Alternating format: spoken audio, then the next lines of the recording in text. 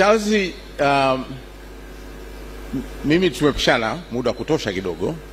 Mimi ni mkubwa kwake kwa zaidi ya miaka 12, lakini tulianza kufahamiana kwa sababu ya shughuli za kazi. Charles alikuwa shule wakati mimi nimeshaanza kazi Radio Tanzania, na alikuja kuniambia baadaye kwamba alikuwa ananisikiliza sana. Na hivi karibuni tu, kiasi cha miaka kama 5-6 iliyopita, alinishangaza kidogo katika kudhihirisha hilo. Mwaka 1974 mimi nilikwenda kutangaza michezo ya Commonwealth huko Christchurch, New Zealand, mashindano ambayo wakati huo wa Tanzania walikuwa kivuma sana. Kama mtakumbuka, kwa wale watu wa zamani, tulikuwa na wakimbiaji wazuri, kwa hiyo tulikuwa na wachezaji wazuri sana katika michezo ile ya 74, na mkimbiaji wa Tanzania Philbert Bayi akavunja rekodi ya dunia ambayo hakuna Mtanzania mwingine amewahi kuvunja rekodi ya dunia. Sasa Charles alikuja kuniambia kwamba alikuwa ananisikiliza kiasi ambacho aliniimbia wimbo ambao nilikuwa naucheza kama kuanzishia ripoti yangu wakati nikiwa Christchurch. Kwa hiyo nikaamini sana kwamba Charles alikuwa akinifuatilia. Alikuja Radio Tanzania baadaye mwaka 1980, miezi 6 baada ya mimi kwa nimeondoka. Mimi niliondoka Radio Tanzania mwaka huo wa 80, lakini mwezi Januari, na nikaenda Nairobi. Sasa wakati ule, kama mnavyojua, kulikuwa radio chache tu katika nchi zetu hizi za Afrika Mashariki. Hapa Tanzania kulikuwa na Radio Tanzania ile kule bara. Hapa kulikuwa na ZBC ya Zanzibar. Kenya walikuwa na KBC, Voice of Kenya, hivyo Uganda. Na kwa hiyo kama ulikuwa unataka kusikiliza, ukitaka kubahatisha upate matangazo mengine ya ziada mbali ya yale ambayo unakuwa umeyapata pale nyumbani kwenu, ni upigane kidogo kwa kutumia shortwave ili uweze kusikiliza matangazo hayo mengine ya radio nyingine, labda ya Radio Tanzania kama uko Kenya, au wa Kenya nao wakisikiliza Radio Tanzania au Radio Zanzibar. Sasa mimi nilipokuwa Nairobi, nikawa nasikiliza Radio Tanzania, radio ambayo nilikuwa nafanya kazi, na ghafla nikaanza kusikia sauti nzuri ya kijana mgeni ambaye amekuja Radio Tanzania baada ya mimi kuja, sikuwa nafahamu. Kwa hiyo nikavutiwa na sauti ya Charles na nikawa kama shabiki wake. Kwa hiyo nikawa namsikiliza Charles, na baadaye nilikuja kwa assignment hapa Dar es Salaam, na tukakutana na Charles, tukaongea, na mimi nikamwambia kwa kweli nimevutiwa sana na jinsi kijana ambavyo umechangamkia kazi hii, na yeye akanieleza kwa ufupi jinsi gani ambavyo nimekuwa mmoja wa watu ambao wamemfanya yeye kupenda kuingia katika kazi ya utangazaji. Na tangu hapo tukawa watu wa karibu sana. Baadaye alihamia Radio 1 Charles, tukawa bado tunawasiliana, na hatimaye akaenda Deutsche Welle.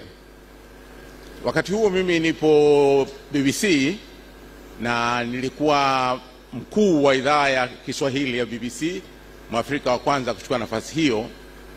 Na tukataka mabadiliko ya haraka, tulitaka kutangaza mpira wa Uingereza, huu ambao sasa hivi watu wanaopenda sana. Sasa mimi kwa sababu nilikuwa nataka kuhakikisha kwamba tunakuwa na mtangazaji mzuri, kwa hiyo kichwani mwangu akaja kwamba ni Charles Hillary. Lakini Charles alikuwa yuko tayari Deutsche Welle. Sasa tutafanya nini ili tuweze kumpata? Kwa mimi nikampigia simu Charles Colon, nikamwambia, mdogo wangu, mimi nataka uje London. Akanambia kwa kweli na mimi pia ningependa kuja. Na kitu kimoja ambacho katika muda wa miaka mingi ambayo nilikuwa na Charles, kuna vitu ambavyo siku zote vilikuwa ni vitu vyake vikubwa. Kwanza uzalendo, halafu familia yake, halafu mchapakazi. Sasa nitajaribu kuyazungumza haya ili kuthibitisha hayo. Kwa nilipompigia mimi Charles kwamba ningependa ahame, na kitu ambacho ni adimu kwa kweli, kilikuwa hajawahi kutokea. Mara kwa mara tulikuwa tunaheshimiana sana sisi watu wa vituo vya hizi vya kimataifa, kwa sababu tulikuwa tunafahamiana, na kina Umar Hele anafahamu. Tulikuwa hatuwezi kusema umchukue mtangazaji aliyoko tayari Deutsche Welle umlete London, na vivyo wao pia walikuwa hawezi kufanya hivyo, na pamoja na Voice of America pia. Kwa hiyo tulikuwa tunaheshimiana hilo, lakini mimi nilimhitaji Charles kwa sababu nilitaka kuwa na matangazo mazuri ya mpira, na mtu mzuri kwangu alikuwa ni Charles Hillary.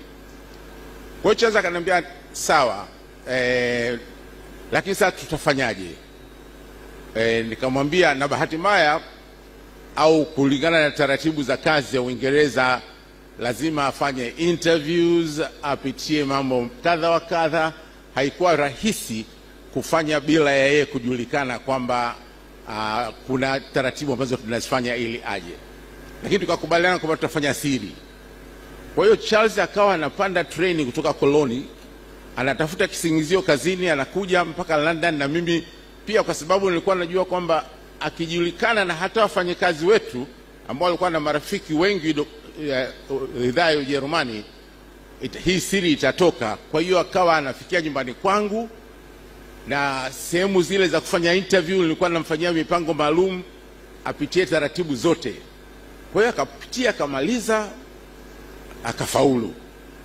Alipofaulu, kwa kawaida siku ambayo mnafanya interview na pamoja na watu wengine pale Uingereza, ilikuwa siku wanafanya interview, alafu siku hiyo hiyo unawatangazia wafanyikazi wenzako kwamba ni nani ambao wamepata kazi. Kwa hiyo mimi siku hiyo nikaenda nikawaambia miongoni mwa wale ambao nawachukua ni Charles Hillary. Wenzangu akashtuka, Charles Hillary amekuja kwa namna gani? Kwa hiyo nikawaeleza, na hatimaye Charles akaja, na tukashukuru sana kwa kweli, kwa sababu aliongeza nguvu kubwa sana katika idhaa ya Kiswahili ya BBC. Akakaa na mimi mpaka mwaka 2000, hiyo ilikuwa ni 2006, lakini mimi baadaye nikawa nimerudi nyumbani na nikamwacha Charles pale. Nikaja huku, nikaenda TBC, nikaenda Mwananchi, baadaye nikaenda kuanzisha Azam Television au Azam Media Limited. Sasa tukaanza tena kuunda timu pale. Kwa mara nyingine kishani mwangu akaja tena Charles Hillary. Lakini kwanza pale mwanzo, wakati nilipokuwa namuita Charles kuja Uingereza, alisema sababu moja kubwa ambayo angependa aje Uingereza ni kwa sababu Mama Faye alikuwa hafurahi sana kwa Ujerumani, kwa sababu alikuwa hakupata nafasi ya kazi na shughuli, yeye ni mchapakazi. Kwa hiyo angependa mkewe apate mahali ambako atapata nafasi, lakini vile vile mwanae Faith aweze kupata mahali ambako atapata elimu nzuri na ambayo tulikuwa ni vipesa akirudi nyumbani kupata kwake. Na ndio maana akasema alikuwa ni mtu wa familia sana. Na hivyo nilipokuja Azam nikarudi London kumbebeleza, hakusita kukubali kurejea nyumbani. Kwanza kubwa alisema angependa kurudi nyumbani sasa aweze kulitumia taifa lake.